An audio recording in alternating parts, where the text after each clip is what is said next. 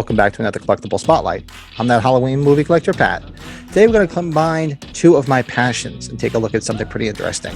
One being Halloween, the other being cigars. Those that know me, I love a good cigar.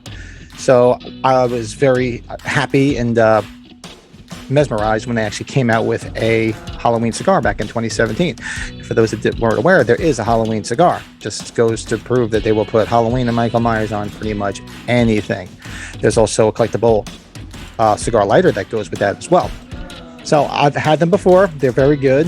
They're a little on the pricey side. They're made by a company which is more of a boutique type of cigar. So they tend to be on the pricier side. They're very collectible, as you can only imagine, especially with the different types of boxes they released, and obviously the lighter. And let's take a look at everything that surrounds this whole cigar release. So let's take a look at the Halloween cigar, or as it was actually branded, the Michael. Released in 2017 by Tatuaje Cigars, the cigars were number 10 in their monster series of cigars. They first started in 2008 by Tatuaje Cigars owner Pete Johnson, naming his company Tatuaje, which is the Spanish word for tattoo, after his many tattoos. And I'm also going to assume that he must be a horror fan for putting nearly 14 years worth of horror themed cigars out. And we're going to get to that in a minute because he does have other horror icon cigars, and you're going to find out which ones.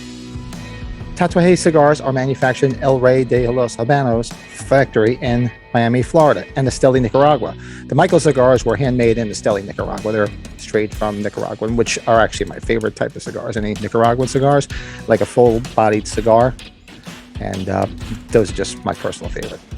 Other monster cigars in the series released by Tatuaje Cigars included the number 1, the Frank, after Frankenstein in 2008. Number 2, the Drac, as in Dracula, 2009 release. Number 3, the Face, as in Leatherface, from the Texas Chainsaw Massacre, 2010 release. Number 4, the Wolfman, 2011 release. Number 5, the Mummy, 2012 release.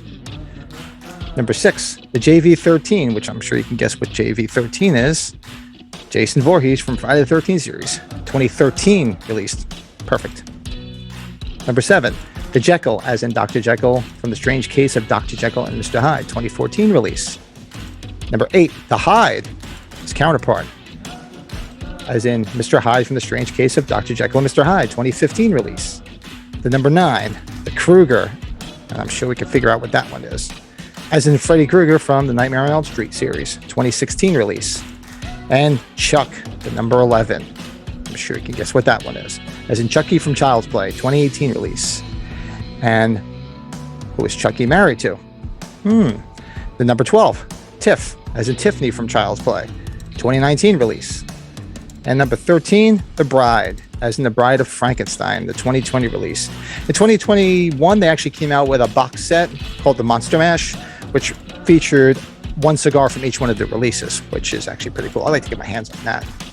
Also within this Monster Mash release, Pete Johnson also included one additional cigar, the Creature from the Black Lagoon. Each cigar represented one individual release from each of the monster releases, but for some reason they were all 1 inch shorter than each original release, with the same original ring gauge. Because I've only had the Michael, I haven't had any of the other ones. Would like to try that out. Michael cigar is a 6.5 by 52 full-bodied cigar that features an Ecuadorian Habano wrapper over Nicaraguan binder and filler. For those not familiar, when you see 6.5 by 52, 6.5 is the actual length of the cigar, and 52 is the actual ring gauge. That's how they gauge sizes of cigars, for those that are not familiar. The Michael was released in a painted slide top dress box of 13 cigars, also a slimmer box version of 8 cigars, which were very collectible and made it difficult for those that simply just wanted to smoke the cigars to get their hands on them. So they began to release them in plain wood boxes of 10 as well. The painted dress boxes of 13 were selling for around, I think $195 was what they were when they first came out. They were about $13 to $15 a stick. The slimmer boxes of 8 for around $120, and the plain wood box of 10 for around $150. They're tough to find because people will just collect them simply for the box. So that's why at least they were smart enough to put out them and put the cigars rather in plain wood boxes for those who just simply wanted to smoke them, because they're actually very good cigars. Tatuaje cigars are very they score very high. They're very good cigars if you're a cigar smoker like myself. So it was nice that they at least did that.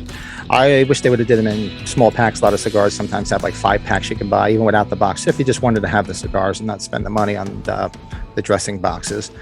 But if you can find them, they're pretty. You don't see them pop up that often because a lot of people are not aware of it. I'm assuming. I only knew about it simply because I saw it one day in a cigar shop, and I was like, "Wait a second, there's Halloween cigars now? Wow!" Yes, what goes better with a Halloween cigar? A Michael Myers lighter. Yes, made by Ellie Blue. It was a matching Michael Myers lighter. Comes in a collector's box with a leather pouch to keep your lighter safe. Now, I would assume that they released a collectible lighter for each monster release. I was only able to find lighters, well, at least online pictures that I could find of the face, the Wolfman, the JV13, the Jekyll, the Hyde, and the Bride. So I'm going to assume that they would probably had one for each. I guess people just haven't posted pictures online. And it stinks because I would like to get them all in the video here so we can see what everyone looked like, because they were actually very cool. It looks like some of the other ones were made by Dunhill, which those are familiar as a very boutique cigar, a very expensive cigar. So I can only imagine what those lighters actually cost. And actually DuPont too as well, which is just as expensive a lighter as the Ellie Blue. So the Ellie Blue lighter I bought, I believe it was $200 at the time, and I think I've seen them sell for $250, $300 now on eBay. If you can find them still in the package.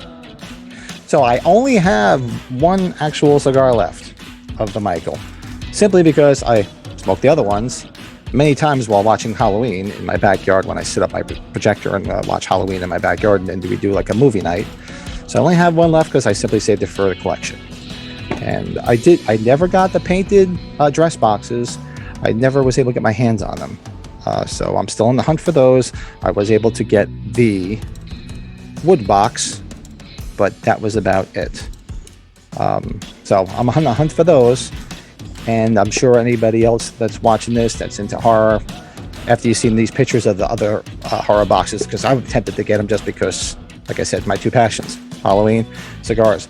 But I have no room to start collecting other things from other franchises. I just have entirely too much stuff as it is. And of course, as a collector, you tend to buy more stuff. And the lighter, well, the lighter is right here. And I've never used it because obviously I like to keep it in great shape. But it'd be very cool. One of these days, I might actually see if I can pick up another one just to use it, and be kind of cool to break out while I'm out hanging out with some friends at one of the cigar lounges I go to. It'd be kind of cool to do. But yeah, it's a pricey thing to buy another one because, like I said, they're selling for $250, $300. A lot of money for me for a lighter. Well, that's this week's Collectible Spotlight. I hope you found it interesting. I learned a lot when I was doing some research on this particular brand of cigar, and like I said, it's my two things. I like my cigars, and I love my Halloween. So I hope you found it interesting, and I hope you're enjoying these. If anybody wants to see anything, either behind me or go to my Instagram page, which is at That Halloween Movie Collector, where I have my whole collection, pictures of it, and description about everything. If you want to see something to do a collectible spotlight on, and you collectors out there, Halloween collectors, want to do a collectible spotlight together, as long as we can sync our schedules up together, because I have actually two people that want to do it, and we just can't seem to get our schedules to sync up together to do it. But if you'd like to come on and we can make it work, that'd be great. I'd love to sit and chat Halloween stuff with another collector. I also do a weekly Halloween Collectors podcast over on the Michael's Horror and Pinball channel with some great guys, some good friends of mine, and we just have a lot of great fun and talk Halloween, talk other horror movies, do rankings, and just have a lot of fun. You'll enjoy it every Sunday night at 7 p.m. Eastern Time. Also, I have a Halloween and Michael Myers Collectors group over on Facebook, where if you'd like to join, buy, sell, trade, there's memes, there's news. There's just a good community of Halloween collectors. It's probably the best community out there. Everybody's great with each other, respectful, which tends to be hard to find these days in any type of group. But they're a great bunch of people. Met a lot of good friends, and if you join, I hope you do too. So with that being said, That's the collectible spotlight for this week. I'm going to try to drop one every Friday at 10 p.m.